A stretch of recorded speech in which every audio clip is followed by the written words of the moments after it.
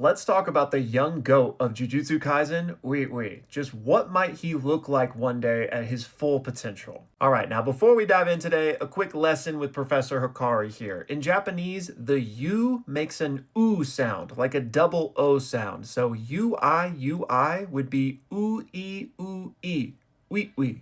Or wee wee, if you want to say it like that. So I'm just getting ahead of this because I'm probably going to say that name a million times. Okay, so first and foremost, if you watched my videos back when Shinjuku was coming out, you know that I view uiui as the MVP. They could not have done the fight against Sukuna without him. And he's like, what, 7, 8, 9, 10, 11, 12? I honestly don't know, but he's a kid, right? And he's already participating in the Shinjuku Showdown, not as a primary combatant, but as a main and integral part of the strategy. So why was that? Well, it's because of the utility of his curse technique, Spatial Transference. And the short version, if you need a refresher, is it's essentially teleportation. Uiui can either teleport himself or his targets to another location. And we don't know the exact limits or conditions on this, but the range is massive because we know that Uiui teleported himself and his sister Mei from Japan to Malaysia when the Shibuya incident kicked off. So that's a pretty big range. This technique has a ton of utility, and in the Shinjuku Showdown, it was used primarily in two ways. The first way was just logistics and maneuvering.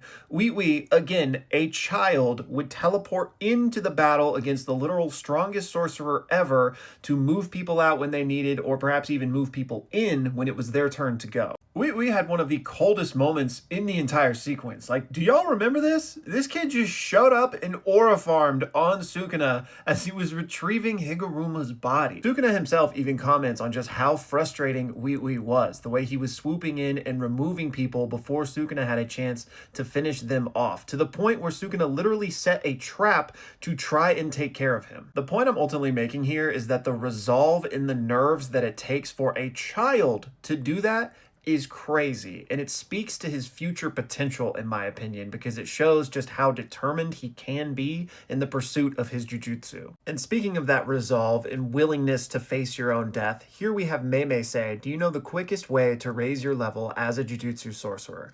And uiui responds, that would be a binding vow with your life as the trade-off, right, sister? And this is a moment that's leading up to Mei explaining her ravens. But the same is true for uiui, because we know that he has a binding vow with his sister wherein he is literally willing to die for her should she ask him to.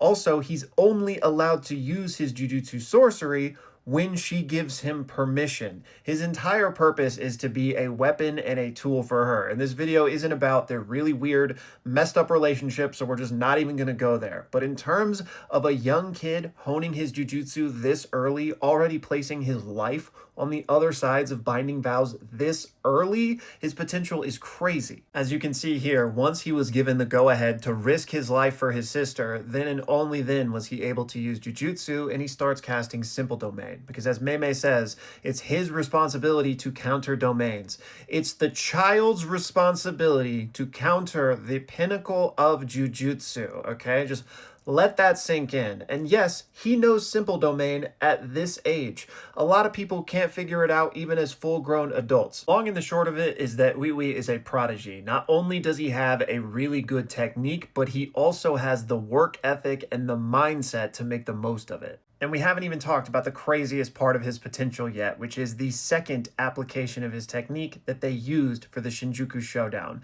And that is the fact that uiui can swap the contents of people's souls. So the same way that he can teleport something, he can specifically teleport only the contents of someone's soul into the contents of someone else's soul, essentially body swapping them, for lack of a better way to put it.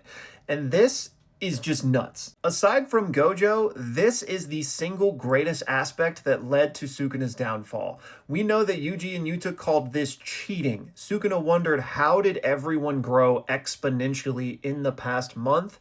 It was because of uiui's technique and the ability for them to swap and learn from each other at an exponential rate. Now, there is a limit of only being able to swap with somebody in this way twice per month, but you saw how much people could grow with 2 swaps in 1 month. He can do this twice a month for the rest of his life, and he's 9 years old, okay? just think about all of the people he could potentially swap with to continuously increase his understanding of jujutsu. Learn from the absolute masters at specific things. Kusakabe for simple domain, Yuta for RCT. Like the list goes on and on and on, right? He won't be able to like steal anyone else's technique, but he could become the master of all trades, right? Like if he just finds the right people to swap with him. Now, will he be able to? Yes, because he is also going to wield insane amounts of influence and political power. And that's because of how all of the political dominoes fell at the end of JJK. We know that Kusakabe had to become the new head of the new Shadow Style school so that they could change the binding vows and rules around simple domain so that they could teach it to everyone to help them defend against Sukuna's domain expansions. But we know that the reason Meme and uiui even helped them with any of this is because they were getting something in it for themselves. Meme is obviously the mastermind here. uiui just does what his sister tells him to.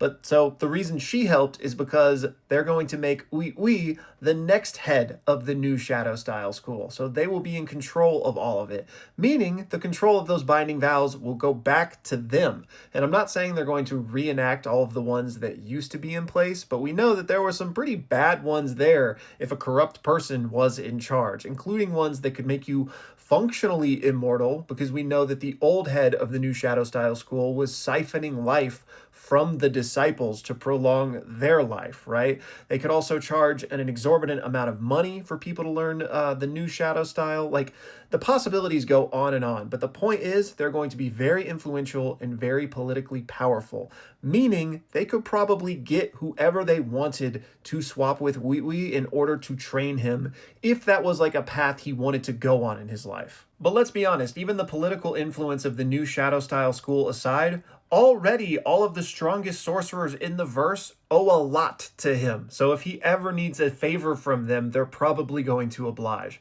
Hey Yuta, can we swap again this month? I think I need to get the hang of RCT a little bit better. So uiui's potential really is crazy, both in terms of his personal strength, but also in terms of his influence, his wealth. Like, he's going to be maxed out in all of those categories. Really, the only question is, what will he pursue? Or rather, what will his sister force him to pursue? Like, maybe he just doesn't, go down a path of training and swapping with people to become more and more powerful. But I imagine he probably will, because him being the most useful tool he can be is what benefits Meme the most. She'll want him to wield as much power and as much influence as possible, in my opinion. And did I mention he's like 9 years old? So just imagine like a 30-year-old uiui. So yeah, that's my 2 cents on the young goat, but I would love to hear y'all's thoughts on what his potential might look like. And a huge shout out to Jake for inspiring this video. Thank you so much for the support, man.